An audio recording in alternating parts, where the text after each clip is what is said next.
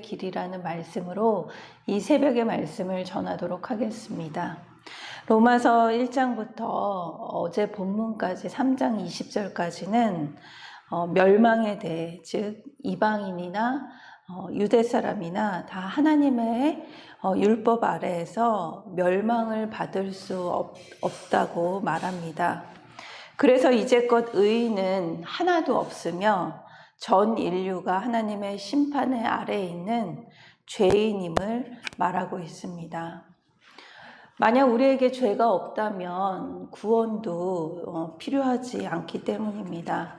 하나님은 우리에게 율법을 주시고 이를 통해서 내가 100% 죄인임을 알게 하십니다. 오늘 본문 21절부터는 구원론이 시작이 됩니다. 21절 말씀입니다. 이제는 율법 외에 하나님의 한 의가 나타났으니 율법과 선지자들에게 증거를 받은 것이라. 이제는 이라는 단어에는 예수님이 오신 때부터라는 의미가 포함이 됩니다. 이제는 율법 외에, 즉 예수님이 오시면서 율법 외에 율법을 지키든 지키지 않든 이유를 불문하고 구원의 길을 주셨다는 말입니다. 이 율법을 주실 때 하나님은 이미 한 의를 준비하셨습니다. 예수 그리스도를 믿음으로 말미암아 얻을 수 있고 남녀노소와 또 빈부 귀천에 따른 차별이 없다고 말씀하십니다. 22절 말씀입니다. 곧 예수 그리스도를 믿음으로 말미암아 모든 믿는 자에게 미치는 하나님의 의인이 차별이 없느니라. 이 문맥상 유대인에게나 이방인에게나 차별이 없다라는 뜻입니다. 이 당시 때 유대인들은 그 이방인들을 아주 하찮게 여기면서 사람으로 취급하지 않았기 때문입니다. 어떤 형편이든지 구원의 문제에 있어서는 달라지게 하는 그 어떤 조건도 없다라는 말씀입니다. 그 이유는 모든 사람이 하나님 앞에서 죄를 지은 죄인이기 때문입니다. 죄를 범하지 않는 사람은 단 한 사람도 없다고 말씀하십니다. 23절 말씀입니다. 모든 사람이 죄를 범하였음에 하나님의 영광에 이르지 못하더니, 하나님의 영광에 이르지 못한다라는 것은 하나님의 기업에 참여하지 못한다는 것을 말하고 있습니다. 하나님의 기업의 영광입니다. 즉 앞으로 맞이하게 될 그 하나님 나라를 이야기하는 것입니다. 로마서 8장 18절 말씀에 바울은 이렇게 고백을 합니다. 생각하건대 현재의 고난은 장차 우리에게 나타날 영광과 비교할 수 없다라고 고백을 합니다. 현재와 앞으로 올 하나님 나라의 그 비교를, 대조를 시킨 것입니다. 칼빈은 이 구절을 죽음을 앞두고 계속 암송을 했다고 합니다. 여기서 분명한 그 사도 바울의 그 죽음 뒤에 그 천국에 대한 소망을 알려주고 있습니다. 모든 사람이 죄를 짓고 또 하나님의 영광에 이르지 못함은 하나님 나라의 기업과 그 복의 그 나라에 들어가지 못함을 말하고 있습니다. 회개하고 믿어야지 범죄한 그 상태로, 그 죄가 그 몸에 얼룩덜룩 묻은 그 더러운 상태로는 절대로 소망이 없다라고 말합니다. 하지만 이 소망 없는 자들에게, 우리에게 속량의 은혜를 주셨습니다. 24절 말씀입니다. 그리스도 예수 안에 있는 속량으로 말미암아 하나님의 은혜로 값없이 의롭다 하심을 얻은 자 되었느니라. 이 소망 없는 자들도 예수 그리스도 안에 있는 속량으로 말미암아 값없이 의롭다 하심을 얻게 하셨습니다. 이 속량은 값을 주고 사서 구원하는 것을 말하고 있습니다. 노비를 해방시키는데 이 단어를 사용했습니다. 예수님의 십자가의 피를 대가로 죄에서 매일 매인 자들을 사서 건져내신 것입니다. 사람의 형편으로 보면 구원받을 수 없는 죄인이나 예수 그리스도 안에서 이루어진 구원의 능력을 받은 것입니다.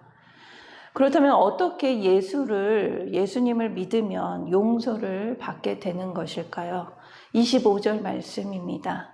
이 예수를 하나님이 그의 피로써 믿음으로 말미암는 화목 제물로 세우셨으니 이는 하나님께서 길이 참으시는 중에 전에 지은 죄를 간과하심으로 자기의 의로우심을 나타내려 하심이니. 예수님을 믿으면 용서를 받게 되는 이유는 단 한 가지입니다. 하나님께서 화목 제물로 예수 그리스도를 세우셨기 때문입니다. 출애굽 때 양의 피가 증거가 되어 죽음이 이스라엘 백성의 그 문지방을 넘어간 것처럼 사망에서 건짐을 받는 이의 의의 길은 오직 예수 그리스도의 그 십자가의 그 보혈을 믿는 신앙 아래서 그 효력이 있습니다. 그 힘이 있습니다. 하나님께서 화목 제물로 예수 그리스도를 세우셨기 때문입니다. 이는 죄인인 우리를 위한 그 하나님의 무조건적인 사랑입니다. 화목 제물이 되신 주님처럼 우리도 잠잠히 입을 열지 않고 우리의 몸을 화목 제물로 드리는 그 한 사람이 있을 때 우리 모두 그 공동체가 살아나고 가정이 살아나게 됩니다. 아직 죄인 된 나를 위해 화목 제물로 세워주신 주님처럼 내가 책임지고 희생해야 할 일은 무엇이 있습니까? 저와 여러분에게 주신 예수님의 무조건적인 사랑에 감사하고 빚진 자로서 내가 화목 제물로 세워지는 사건을 통해 나와 우리 가정이, 우리 일터가 살아나는 저와 여러분이 되길 간절히 소망합니다. 화목 제물이 되신 예수 그리스도의 십자가를 보면 우리는 하나님의 공의와 동시에 사랑을 분명하게 볼 수 있습니다. 그래서 우리는 우리의 자랑과 의로움을 절대로 내세울 수 없는 하나님의 은혜를 가진 자들입니다. 27절 말씀입니다. 그런즉 자랑할 데가 어디냐? 있을 수가 없느니라. 무슨 법으로냐? 행위로냐? 아니라 오직 믿음의 법으로니라. 바울은 사람이 하나님 앞에서 의롭다 인정받을 수 있는 것은 우리의 행위가 아니고 우리가 무엇을 잘하고 또 의롭게 행동해서가 아니고 오직 믿음을 따라 된다고 강조합니다.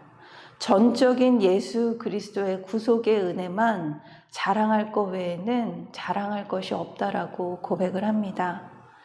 그러나 바리새인들은 믿음의 법 대신 율법으로 절기를 지키고 행위로 자기의 믿음을 자랑하면서 이방인들을 차별했습니다.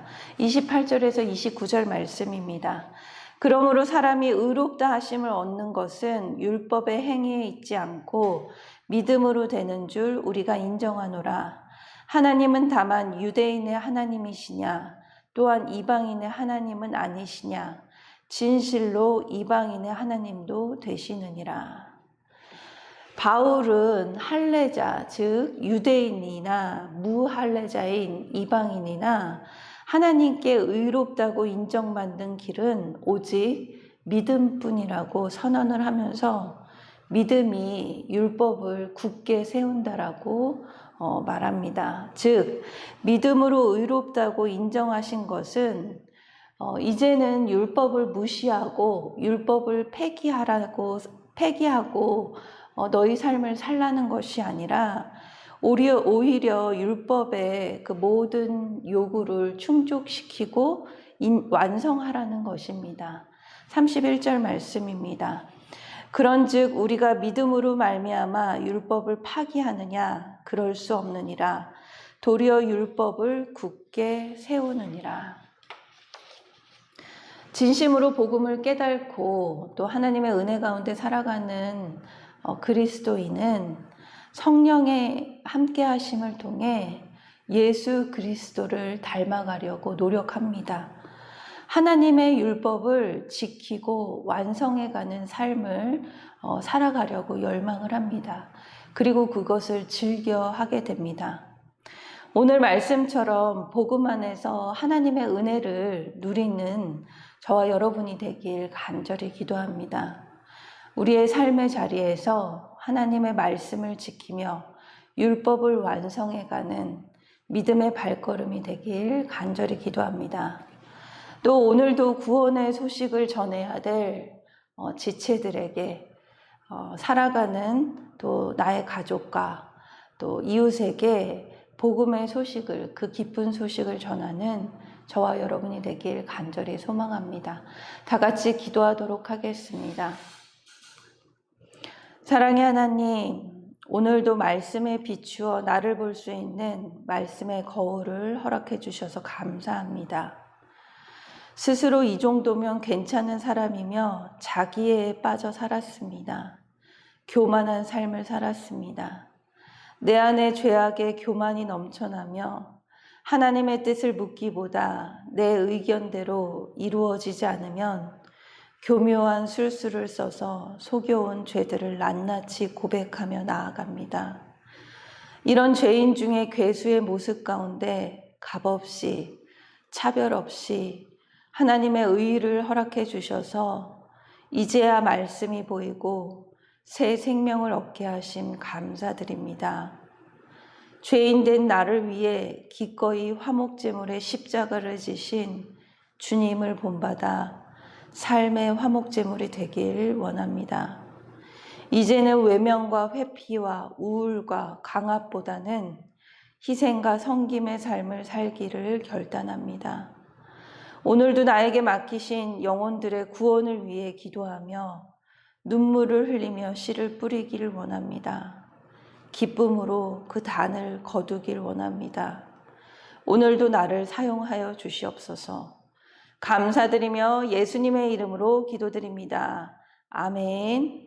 하늘에 계신 우리 아버지, 아버지의 이름을